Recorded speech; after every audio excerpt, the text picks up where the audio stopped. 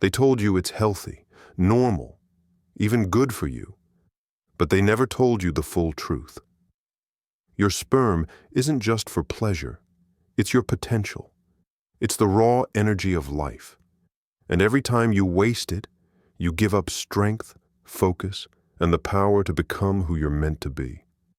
You open your phone for 5 minutes, and suddenly you're spiraling. A few taps, a few swipes, and just like that, you're alone again, drained, ashamed, and wondering why you keep doing this to yourself. You promise it's the last time, but deep down, you know it's not. This isn't about pleasure anymore. It's addiction disguised as self-care. It's a cheap hit of dopamine that leaves you weaker each time. You feel it. The lack of drive, the brain fog, the emptiness after. You're overstimulated by pixels, but underwhelmed by life. You're chasing momentary relief at the cost of long-term power. Why are so many young men stuck in this loop? What if the thing we've been told is normal is actually the very thing stealing our masculinity, our ambition, our edge? There's a reason you feel conflicted. Part of you knows this isn't how a man is meant to live. And you're right. The ancient Stoics understood something modern society has forgotten, the power of self-mastery. They lived in a world of chaos, temptation, and uncertainty, just like ours. But instead of being ruled by their desires, they ruled themselves.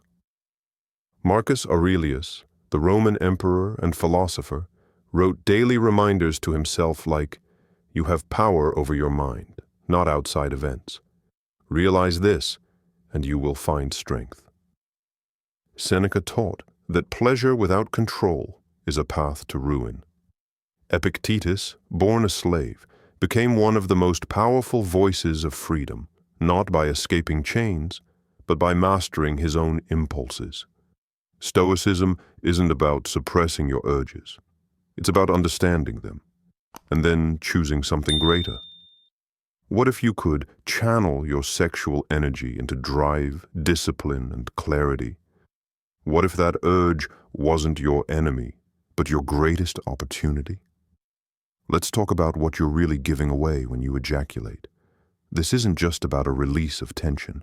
Biologically, sperm is one of the most complex, energy-rich substances your body can produce.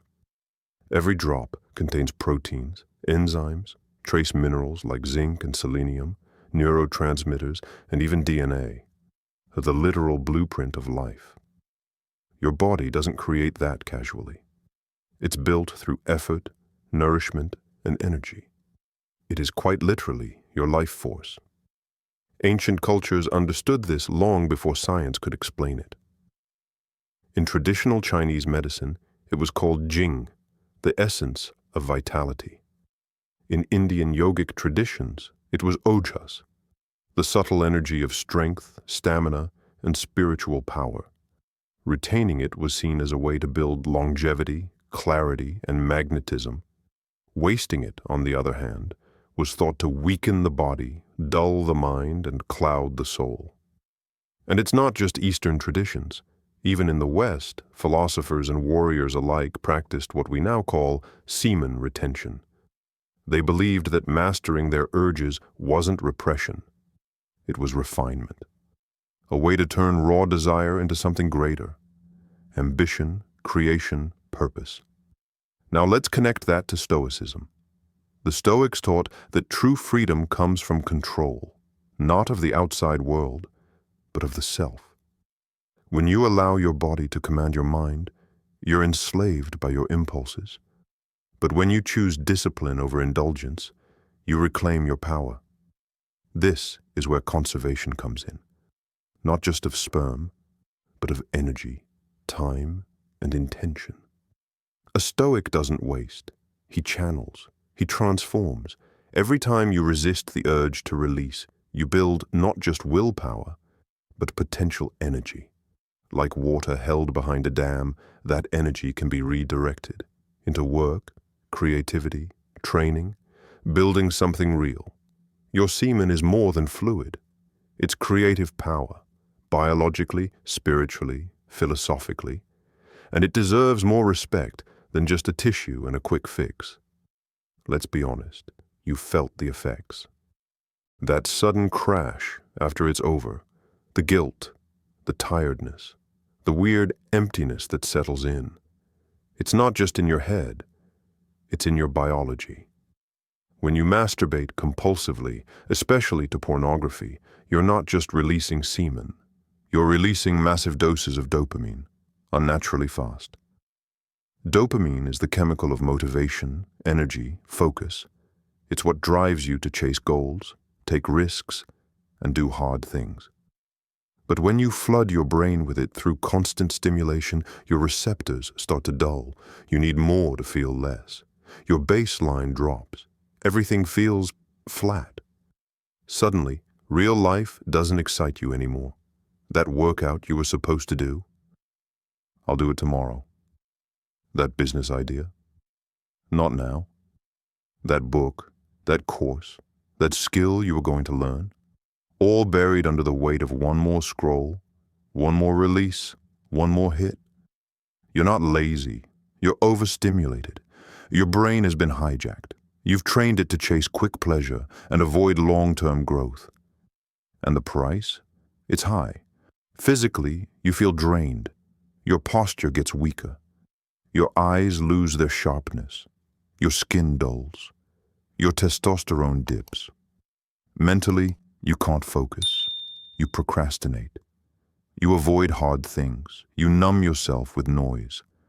Emotionally, you start to feel shame, like you're not living the life you know you're capable of. And socially, the more time you spend alone with a screen, the harder it becomes to connect with real people. Loneliness creeps in.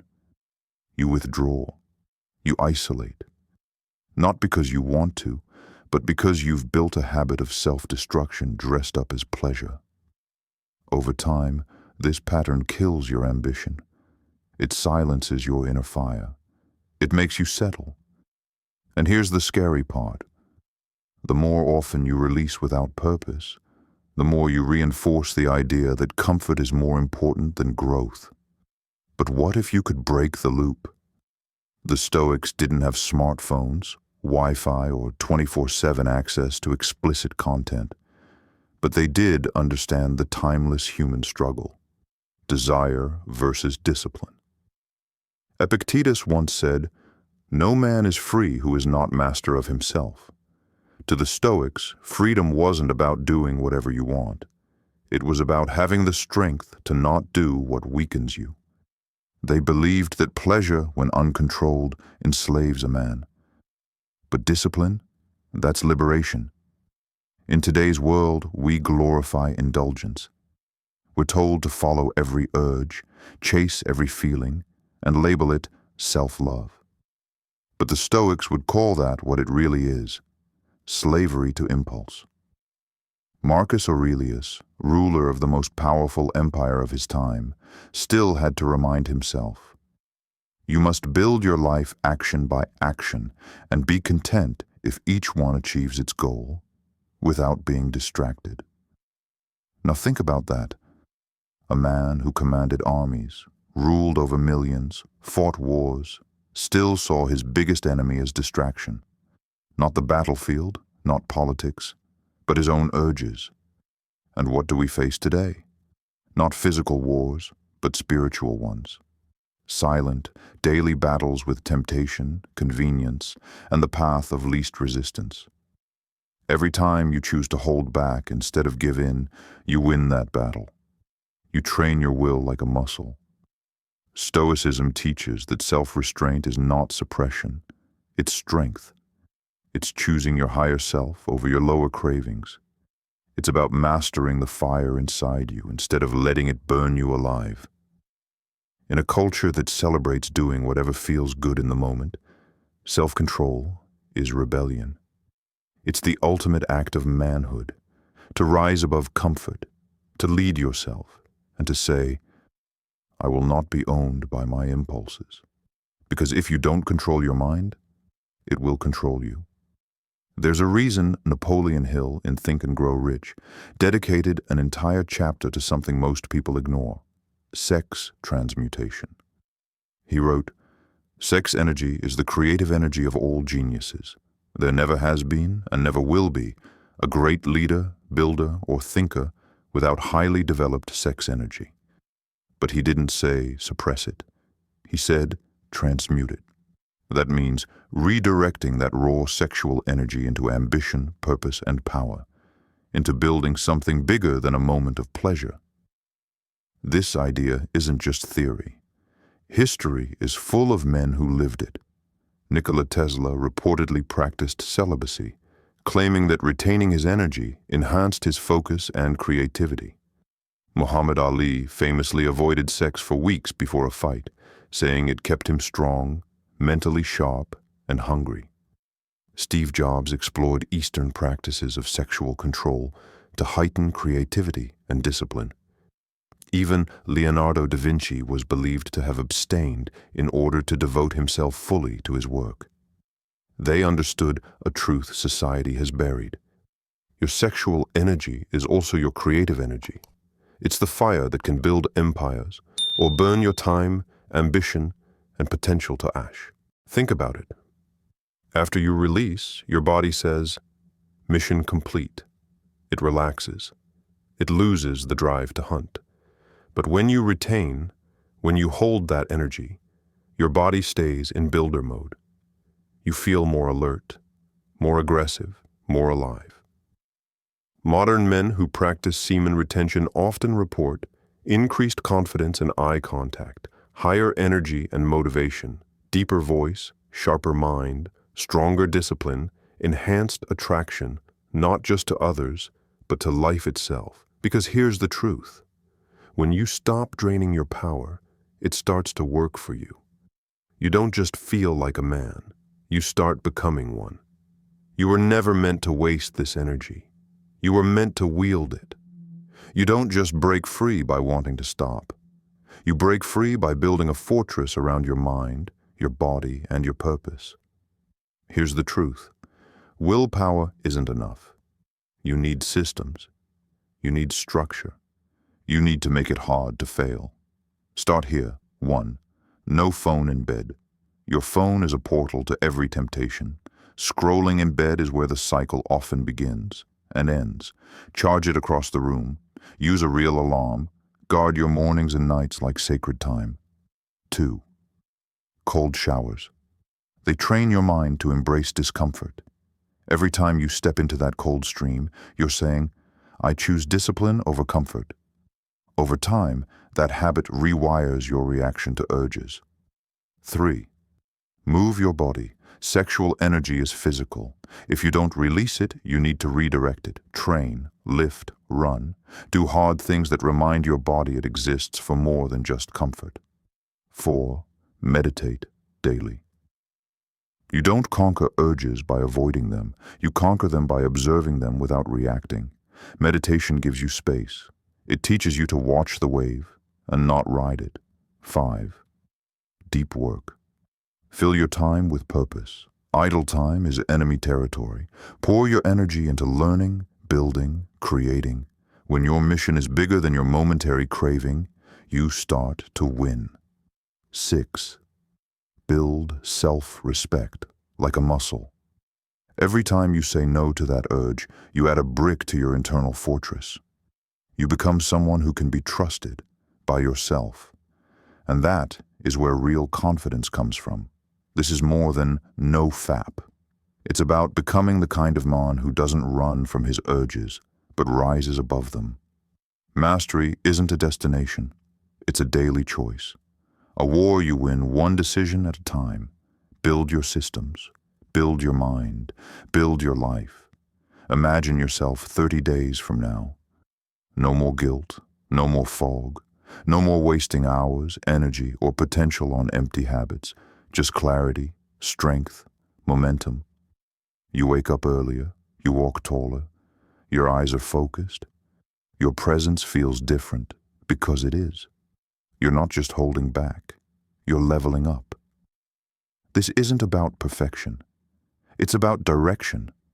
It's about choosing who you want to become, not the boy who escapes through screens, but the man who shows up in real life, with power, with purpose, with pride. You don't need permission. You don't need a perfect plan.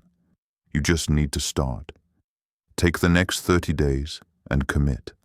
Say no to the urges that weaken you. Say yes to the habits that forge you. Track your progress.